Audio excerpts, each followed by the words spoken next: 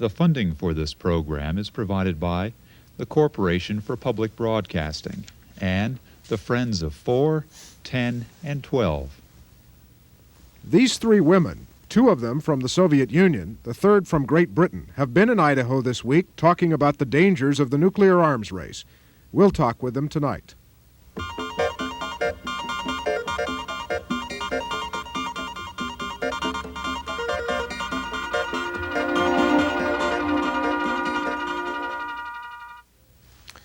Good evening. Soviet President Chernenko said today in Moscow that American missiles recently deployed in Western Europe must be removed before arms control talks between the U.S. and the Soviet Union can resume.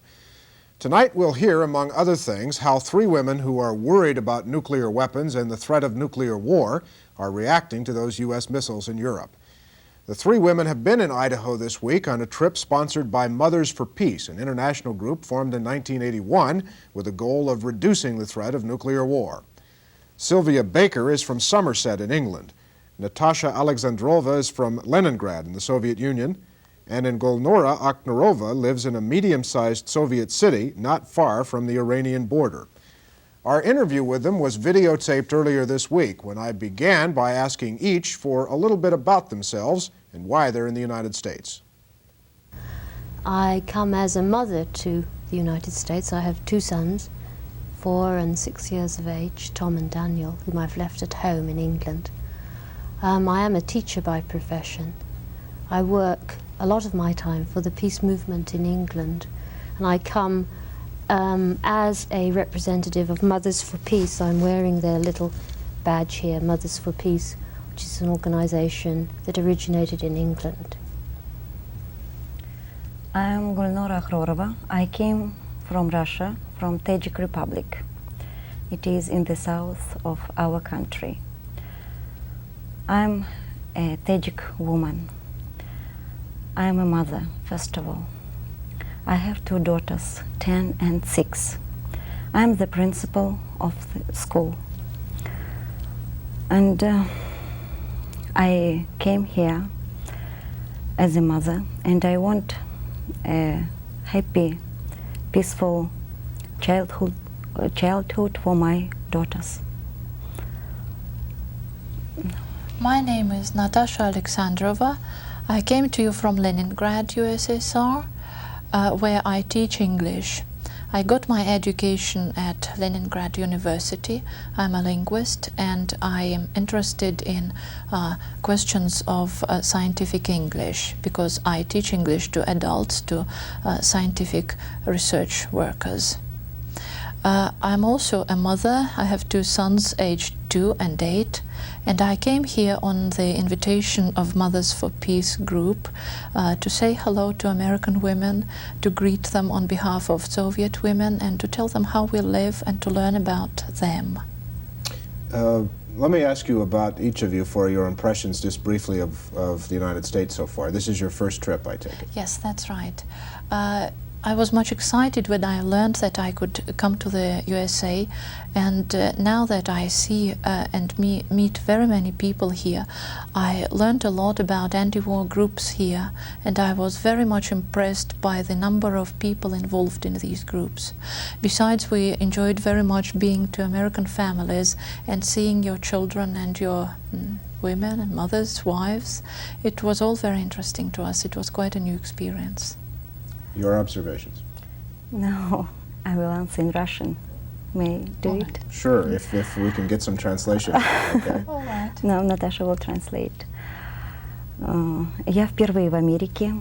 It is my first visit to the USA. Ничего поразившего меня, конечно, нет. Я ожидала это увидеть. I can't say that anything special struck me. I expected what I see here. Везде, где мы были поражены теплым приемом американцев. But I was impressed much by warm greetings that we got from American people. Mrs. Baker, impressions? Is this your first time in the United States? It's my first time, and I must say I was rather scared about the distances to cover, because to come to Washington from England takes as much time as Washington to Idaho, so I seem an awfully long way from home. But I think what's been exciting is just covering the different landscapes, seeing the different variations of peoples and landscape, basically landscape. But what's been really, I think, comforting is to know that you care very much, very deeply about the nuclear arms race, and people here are working very hard to try and turn it around. If there were a single message that each of you could impart as a result of your trip here, what would it be, Mrs. Baker? A message, well, to try and trust each other, to try and reach out as one human being to another, to understand that mothers all over the world have the same yearning that their children have a happy and secure future. I think that's my message, is to try and understand and not greet what you don't know with fear and suspicion, but with curiosity and an attempt to educate yourselves. I think people in America, from my side of the Atlantic, seem to be very much afraid of the Soviet Union, very afraid. And so I would say, why are you afraid? What's your quarrel about, really, deep down? Please try and turn it around. Please try and have understanding rather than fear. The Americans you've talked to so far, do you perceive that they're frightened of the Soviet Union? The Americans that we have been hosted are not frightened of the Soviet Union. They are the groups who are trying to make the links, because we have been meeting Quakers and other church groups that have already, and cultural groups that have had links with the Soviet Union and do not have fear, actually want friendship and feel they can learn a great deal from Russian culture. So the Americans I'm meeting are in fact very positive about the future. But from my side of the Atlantic, it's looked rather different. So I've learned quite a lot from being here in this incredibly short time. We came only last Thursday, and I believe it's Wednesday. I've lost track of the days. Let me ask you that question. Do you think that, well, our Soviet citizens, do they have apprehensions, fright about the United States? I think that here we should divide. We have very great respect towards the American people, and we feel very friendly towards them. I can give you examples of people who participated in the last war. Remember the fact that the Americans and the Russians met on the Elbe. And when we speak about our Soviet Women's Committee, we always remember the fact that when this committee was organized in 1941, the first who responded to our appeal were the Americans, the American women, Eleanor Roosevelt among them. So I think that we are not afraid of Americans, of the American people, and we feel very friendly towards them, but we want very much our governments to make agreements and stop the freeze and ban on nuclear weapons. Is that your message? Is that the message that you bring? Oh, I could add many more words to this message. Well, please do. I would ask Americans and American women, perhaps first of all, because we mainly contact with American women, please try to understand us, try to know more about us. We are ready to speak to you, to meet with you. We are ready to invite you to our homes and greet you and show you everything. You will see that we are very similar to you, and we have very many similar problems which we could discuss, and we could find ways out of different just usual situations. But I would also like to say, please have confidence in us. This is what is important. Don't be afraid of us. It's been a good long time, 1977, I believe, since an American president and a Soviet president met together. Is it overdue for such things? Oh, indeed, yes.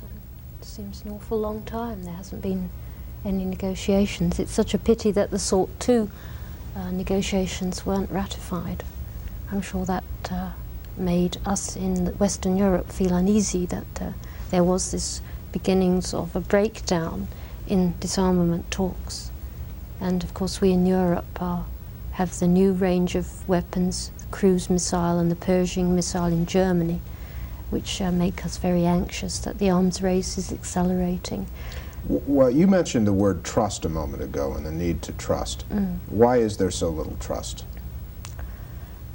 That's a very big question. The history of our cultures, going right back to the beginning of the Soviet Republic, 1917, and there always has been an uneasiness because of the different way of controlling the economies, and that could easily have been bridged, but there hasn't really been the will, I think.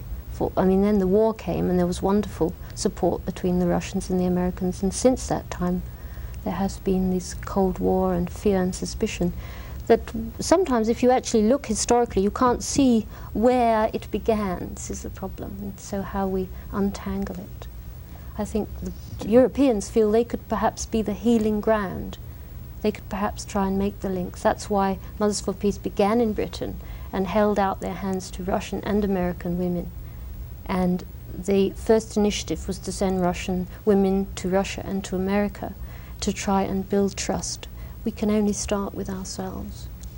Can you, on the level that you're attempting to operate here, really hope to change this massive level of distrust between particularly the United States and the Soviet Union? Is it possible? Well, I am very optimistic here, therefore I'm here, I think. Well, I think that the more we meet, the more we discuss things, the more contacts we make, not necessarily only on the level of Mothers for Peace, Fathers for Peace too, I hope. The more optimistic we become, the more trust to each other. What reaction do you have? Let me ask you this question. What reaction do you have when our president, Mr. Reagan, says, for example, that the Soviet Union is an evil empire and believes that your country really is bent on controlling the world? Что действительно Советский Союз считает, что нужна война. Что вы считаете, когда вот Рейган говорит такие вещи? Я не все прослушала, ты быстро говорила. Что вы чувствуете, когда вам говорят, что президент Рейган говорит, что наша страна, Советский Союз, это ужасная, страшная империя, которая хочет войны? Ой, это, конечно, чепуха, но... He says nonsense. Nonsense. Well, Потому что наша страна, по-моему, самая миролюбивая в мире. I believe that our country is the most peace-loving country in the world. И я, как представитель таджикского народа, хочу сказать, что наша страна занимает одно из самых первых мест не только по рождаемости, не только в республике, в Советском Союзе, но и во всем мире. И мы, как одна из республик Советского Союза, очень хотим мира для наших детишек. I can speak not only on behalf of old Soviet women, but also on behalf of Tajik women whom I represent here. We have very many children in our families. We do want peace for them. This relates, I think, directly to the question that I was asking earlier about this level of trust. There is, you call it nonsense or whatever, a widespread impression in this country that that is not nonsense, that it is in fact a problem, that it is the problem that confronts the world today. Это та самая проблема, которая Sure, стоит please. перед нами сегодня.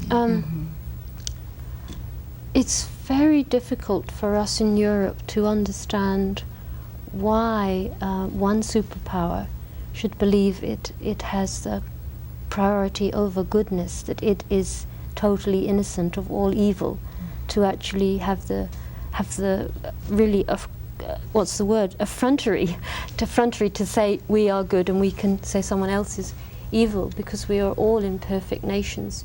Every nation has committed atrocities, has cruelties throughout its history. I'm sure you know your own country in Vietnam. I don't want to sit here and criticize the American foreign policies. You know yourself and your own people say there have been bad things your government has committed. And so I think we in Europe find it rather outrageous that one country should condemn another in such a dangerous world. We can't talk to each other in that language of confrontation when we have nuclear weapons that are bristling in Europe and in Russia and in America that could destroy the world 10 times over. We must learn to talk. We must talk. I think if the grassroots, the people are saying in Europe, millions of people are saying, please get round the table and talk. And we can, by that kind of grassroots activity, it is our only hope, push the politicians to feel that if they want our support, they want our votes, they have to talk. And we keep on and on saying that until something happens, something positive and good. Something did happen, the Geneva talks did come about, I feel sure, because of the peace movement in Europe. But sadly, there wasn't really the will to make them work. And so it's really up to us to keep on making that sound. We cry for peace, we really do. So it's to get those governments together. Speaking about trust, may I tell you that the Soviet government, when it said that it took the commitment of a non-first nuclear strike, it trusted America, and it hoped that Americans would also approach with the same commitment. But here we trusted Americans, but America didn't approach us with the same commitment. Do you think we should start again? Just let me emphasize that you are Yes. talking about the Soviet pledge not to use nuclear weapons Not to use first. nuclear weapons first. This is what I meant. Let me ask you about these demonstrations that we have seen not only in this country but certainly in Western Europe concerning the deployment of missiles there. Are there any, and that's widely referred to as the peace movement in this country and in Europe, is there anything comparable to that in the Soviet Union? We had a lot of demonstrations protesting against the deployment of American missiles in Europe. How about the deployment of Soviet missiles directed toward Europe? I think it was the right answer to your move. Well, I think the United States position, though, is that our missiles were placed in Europe in a response to the Soviet missiles being, the SS-20s particularly, being targeted on Western Europe. No, that's not right. That's not right. Well, Ms. Baker, it is right, is it not, that the NATO and the United States took that position largely, well, not largely, but as a response to the Soviet Union's deployment of the SS-20s in the first place? It's a very complex issue because, in fact, we would say in Western Europe, in the peace movement, that the decision to deploy Cruise and Pershings was made in 1972. In fact, when the SS-4s, that's the Soviet missiles, were in place, the SS-20s are really only an updating of something that had already been there. And our decision to have land-based missiles, to have cruise missiles, was a psychological and political decision rather than a military one. We do not need cruise missiles to counteract the SS-20s and the SS-4s. We have F-111s, we have Poseidon, we have Polaris, we have the missiles you have here, your intercontinental ballistic missiles. So really there was no need to have any more missiles. We don't really need cruise missiles to deter any Soviet weapon. Land, the point is that missiles are on different launches. They're either on the air or on the sea. Land-based missiles are a new thing in Europe, in fact, to actually have your weapons, missiles, targeted from the land. So it's not necessary that you need to deter the Russians by having more weapons on the land. You've already got enough. So I think it was a political decision rather than a military one. It might well have been a political decision, but it was a decision that was made by all of the legitimately elected governments of not only your country, but West Germany and Holland and Italy, right? Yes, indeed. But it was also tied, I think, when the president of Germany, that's Herr Schmidt, was feeling that America, it's the irony really, that he felt that America was in fact separate from European defense, and it was a way of tying America back into European defense. It's had the opposite effect. The links between America and Europe have in fact weakened. In fact, there's so much more suspicion between Europeans and Americans because of the deployment, because within that deployment has been rhetoric. It may be rhetoric or it may be strategy, military strategy, which frightens us, the talk of a limited nuclear war in Europe. Because if we've got weapons in Europe that are seen as targets by the Soviet Union. They would attack those missiles first, and the war would be controlled to Europe, and we would be the theatre of war. A theatre is a place for entertainment, not for murder, and I think that's why there's this big upsurge of the peace movement. And we don't actually believe the rhetoric that it was to deter those SS-20s, because in fact the SS-20s are a different kind of missile to the cruise missile, which is very accurate, can fly below radar, and in fact is a weapon that is it's very difficult to verify, because you can have them. But do you not, living where you live, have some concern about those Soviet missiles which are targeted on European cities? Oh, indeed, absolutely. Yes, but we have a fear of that, but we also have a fear of the rhetoric that makes the use of them more likely. Because the more America is frightened of Russia, the more the Cold War and the tension increases, and the more the Russians might, we don't know, I mean, they might feel they need to then counterbalance their cruise missile with even more weapons. So the whole thing just goes on and on and on, and they might put a kind of cruise missile in Eastern Europe. Do the leaders of your country share any of the responsibility for this degree of tension, for this level of rhetoric that exists? May I answer you as a person who elects my government. I believe in my government. My government represents the will of people. I therefore cannot answer your question yes or no. I think that all our life, the life of the period of the existence of the Soviet Union, has been the struggle to exist in the world, because we were attacked so many times, really. We had so many wars. And therefore, of course, we are very conscious about our life in the world, I mean. Therefore, whatever we do, we are doing this to defend us, really, against the forces that try to beat us. Therefore, I hope that, but all our policy is peaceful policy. We want peace very much.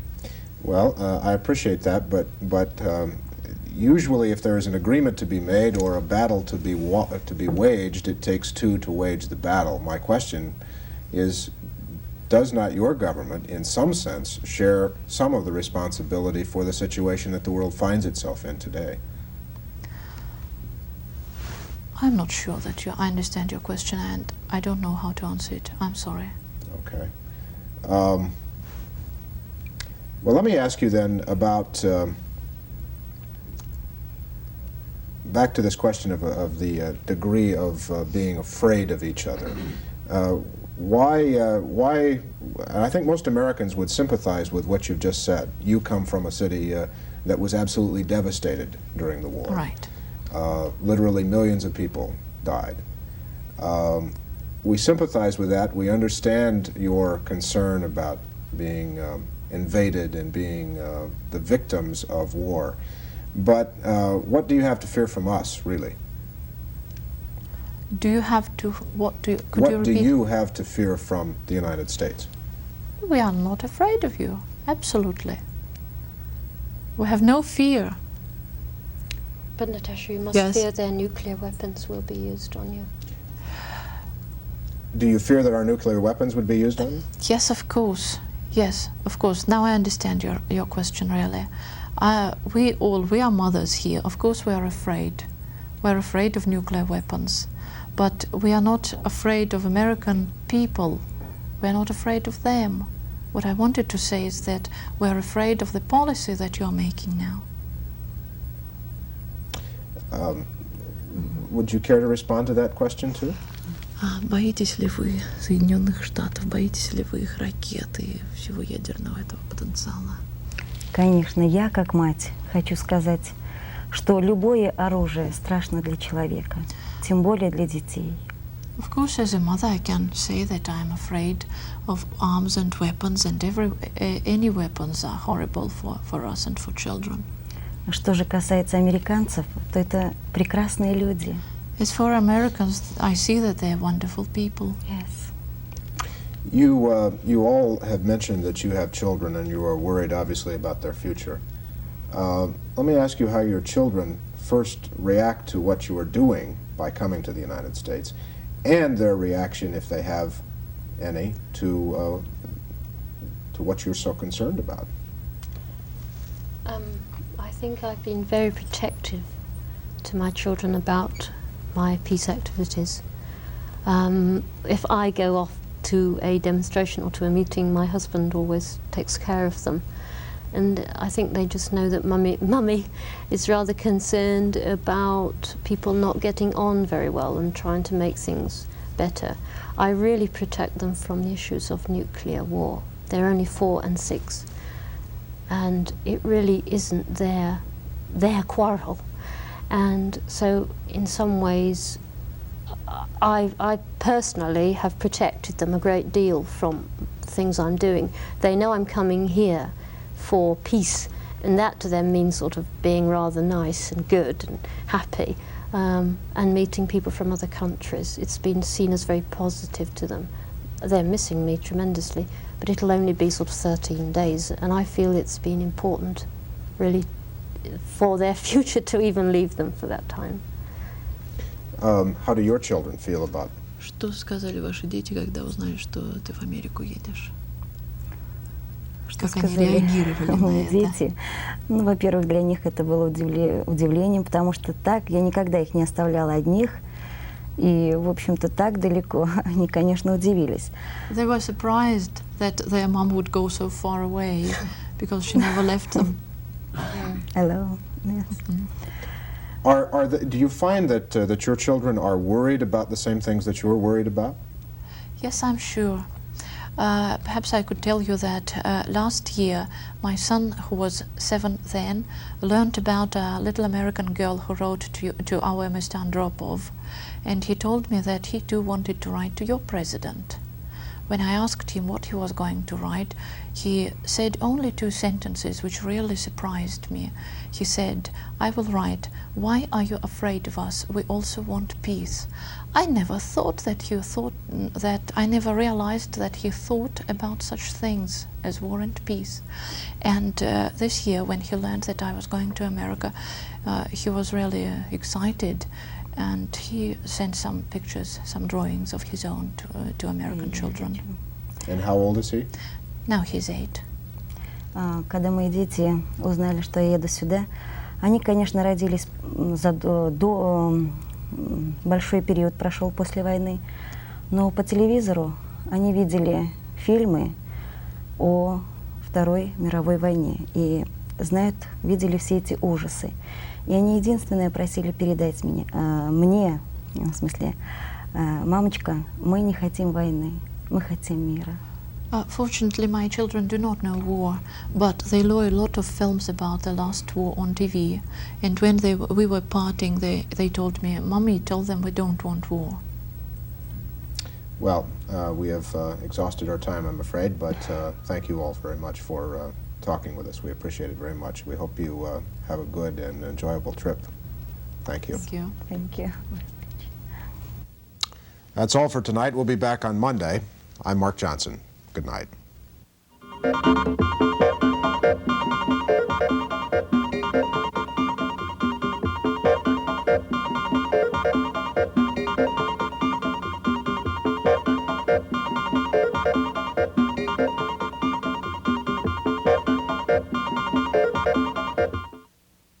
The funding for this program is provided by the Corporation for Public Broadcasting and the Friends of 4, 10, and 12.